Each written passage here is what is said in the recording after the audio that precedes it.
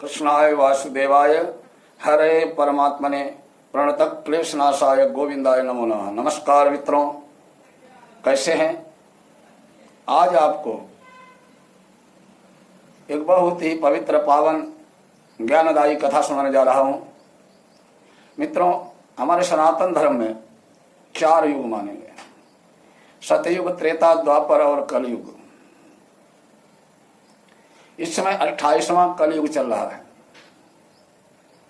जब महाभारत का युद्ध हो गया, पांडव युद्ध में जीत गए, महाराज युधिष्ठिर राजा बने, तो पांडवों के मन में एक जिज्ञासा हुई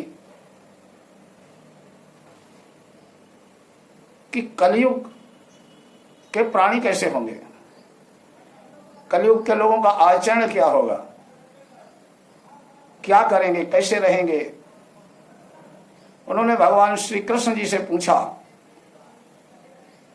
धर्मराज युधिष्ठिर कहने लगे, हे केशव, कलयुग में मनुष्य कैसे होंगे, राजा कैसे होंगे, साधु संत कैसे होंगे, कैसा आचरण होगा सभी का, कृपा करके मुझे बतलाइए। भगवान श्री कृष्ण कहने लगे, युधिष्ठिर, इस समय द्वापर का अंत समय चल रहा है, शीघ्र ही कलयुग आने वाला है। उसके बारे में आपको मैं अवश्य बताऊंगा। इसके लिए आप सबसे पहले 5 भाई हो, 5 दिशाओं में जाओ और जो कुछ तुम्हें पहली बार दिखे वो मेरे को बताना। उसके बाद मैं बताऊंगा कि कलयुग के लोग कैसे होंगे। महाराज धर्मराज युधिष्ठिर अपने 5 भाइयों के साथ जंगल में निकल गए। 5 दिशाओं में गए तो बहुत उत्साह थे। महाराज युधिष्ठिर ने देखा एक हाथी को जिसके 2 सूंड थी। युधिष्ठिर आश्चर्यचकित रह गए, ऐसा भी हो सकता है। अर्जुन ने देखा कि एक पक्षी है जिसके पंख पर वेद मंत्र लिखे हैं और वो सबका मांस खा रहा है। अर्जुन को भी आश्चर्य हुआ, ये क्या है। भीम ने देखा कि गाय सद्याप्रसूत तुरंत ब्याई हुई गाय अपने बच्चे को प्रेम से चाट रही है। अब इतना चाटा, इतना चाटते चाटते उसके बच्चे की देह से खून निकल आया, रक्तस्राव होने लगा। भीम को भी आश्चर्य हुआ। महाराज नकुल सहदेव भी गए थे। सहदेव ने देखा कि हजारों कुएं हैं, एक जगह पर कई कुएं हैं, सब में पानी है, केवल एक बीच वाले कुएं में पानी ही नहीं, जबकि वो सबसे गहरा है, सूखा पड़ा कुआं। सोचने लगे, सब में पानी है तो इसमें क्यों नहीं। नकुल जी गए थे। नकुल देखते हैं कि बहुत बड़ा पहाड़ का टुकड़ा पहाड़ से गिरता हुआ, लुढ़कता हुआ आ रहा है। बड़े बड़े पेड़ उसे रोक नहीं पा रहे हैं, पत्थर की शिलाएं रास्ते में पड़ रही हैं, वो भी नहीं उसे रोक पा रही हैं। और नीचे आते ही एक छोटा सा पेड़ उससे अटक के वो पत्थर का, पहाड़ का टुकड़ा रुक जाता है। 5 भाई आश्चर्यचकित होकर के वापस हस्तिनापुर आए, भगवान गोविंद को बताया। गोविंद ने जब देखा, इधर से गए तो 5 भाई बड़े उत्साह से थे, लेकिन वापस जब आए हैं तो एकदम सुस्त, आश्चर्यजनक रूप से मौन। भगवान श्री कृष्ण ने पूछा, बताओ आप लोग क्या क्या देखा है। धर्मराज युधिष्ठिर बोले, महाराज केशव, मैंने एक ऐसा हाथी देखा है जिसके 2 सूंड हैं। कहीं ऐसा हो सकता है? हाथी की तो 1 सूंड होती है। भगवान श्री कृष्ण कहने लगे, युधिष्ठिर, कलयुग में ऐसे लोग ही शासन करेंगे जो कहेंगे कुछ और करेंगे कुछ और। उनको शास्त्रीय भाषा में दुष्ट कह सकते हैं, मनस्सन्नत, वचस्सन्नत, कर्मण्यनत, दुरात्मनाम। बोलते हैं कुछ करते हैं कुछ और कहना कुछ, करना कुछ, मन वाणी कर्म से बिल्कुल अलग। बोले कलयुग में ऐसे ही लोग राज्य करेंगे जिनका दोहरा चरित्र होगा, जनता से जिनका कुछ लेना देना नहीं होगा, केवल धन जनता का हड़पना ही जिनका लक्ष्य होगा, जनता के धन को लूट कर अपने उपभोग का सामान एकत्रित करना और उपभोग करना ही जिनका लक्ष्य होगा, और दिखावे के लिए बहुत अच्छे जनसेवक बनेंगे, ये दोहरे चरित्र वाले लोग कलयुग में राज करेंगे। कलयुग के राजा ऐसे होंगे, शासक ऐसे होंगे। अर्जुन बोले महाराज मैंने देखा कि एक पक्षी जिसके पंख पर वेद मंत्र लिखे हैं और वो सबका मांस खा रहा था।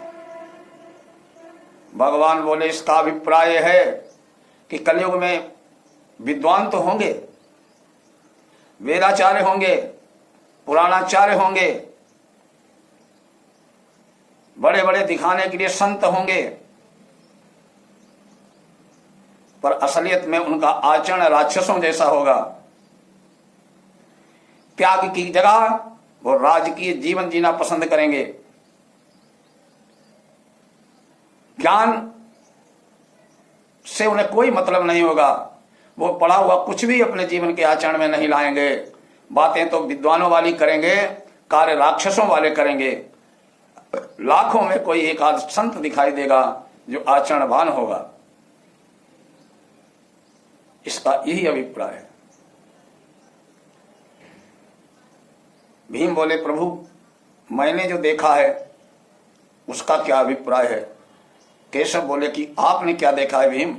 भीम बोले मैंने देखा है कि एक गाय थी, तुरंत बच्चा दिया उसने, और बच्चे को प्रेम से इतना जीभ से चाटती रही, चाटते चाटते उसके शरीर से बच्चे के खून बहने लगा। ये कैसा प्रेम? ये क्या इशारा कर रहा है?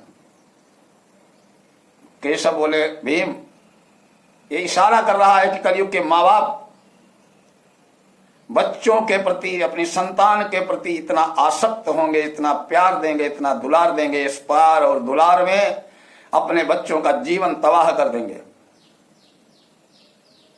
न खुद कुछ अच्छा काम करेंगे, न अपने बच्चों को करने देंगे, न आत्म कल्याण के लिए कुछ खुद करेंगे, न अपने बच्चों को करने देंगे।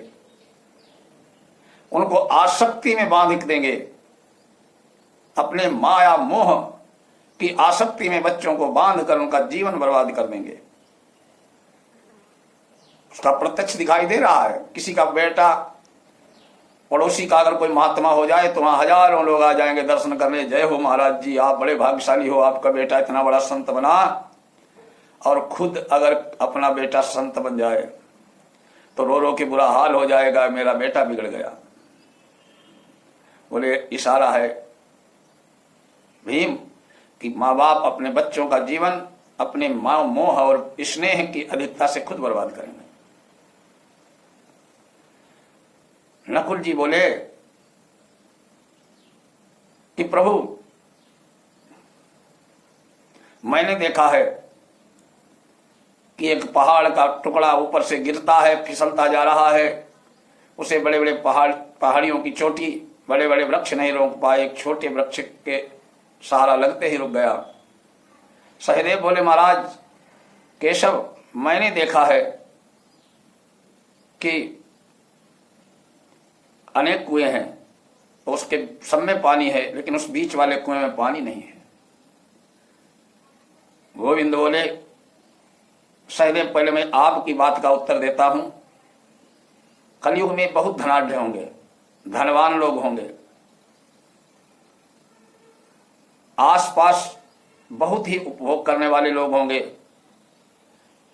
लेकिन वो अपना धन जो है अपनी अय्याशी में, अपने उपभोग में, बड़े बड़े समारोहों में, बड़े बड़े शादी के पंडालों में, सुरापान में, मद्यपान में बर्बाद करेंगे। लेकिन पड़ोस में अगर कोई गरीब रहता होगा जिसके बच्चों के लिए खाना भी नहीं है, वो अगर मांगने आ जाएगा तो उसको एक दाना देने को नहीं तैयार होंगे। बोले धनाढ्य वर्ग ऐसा होगा जिसके गरीबों के प्रति दया का कोई भाव नहीं होगा, सब कुछ और उल्टा गरीबों को ही चूसने के लिए तैयार रहेंगे। गरीब भूखा मरेगा और अमीर पैसे का दुरुपयोग करेंगे। कोई भी दया भाव नहीं गरीबों के प्रति रह जाएगा, लोग मरेंगे भूखे। नकुल बोले कि प्रभु मेरी बात का क्या जवाब है। भगवान बोले कि आदमी पतित हो जाएगा, मनुष्य धर्म कर्म से पतित हो जाएगा, बुद्धि क्षीण हो जाएगी। उस समय न तो धन का वृक्ष उसे रोक पाएगा, न संपत्ति का पहाड़ उसे रोक पाएगा। जब इंसान पतित होगा तो उसको सहारा मिलेगा तो केवल एक छोटे से वृक्ष जो आपने बताया है, श्री प्रभु के नाम रूपी लघु वृक्ष का सहारा लगेगा, तभी व्यक्ति का पतन रुकेगा। इसलिए कलयुग में प्रभु का नाम ही मनुष्य के पतन को रोक सकता है। न धन रोक पाएगा, न संपत्ति रोक पाएगी, न रुपयों का पहाड़ रोक पाएगा मनुष्य का पतन। मानव का पतन अगर कोई रोक पाएगा तो केवल श्री हरि का नाम, प्रभु का नाम ही रोक पाएगा। आशा है कहानी आपको पसंद आई होगी। इसे लाइक करें, शेयर करें और अपने इष्ट मित्रों को भी सुनाएं। जय श्री कृष्ण, जय श्री राधे।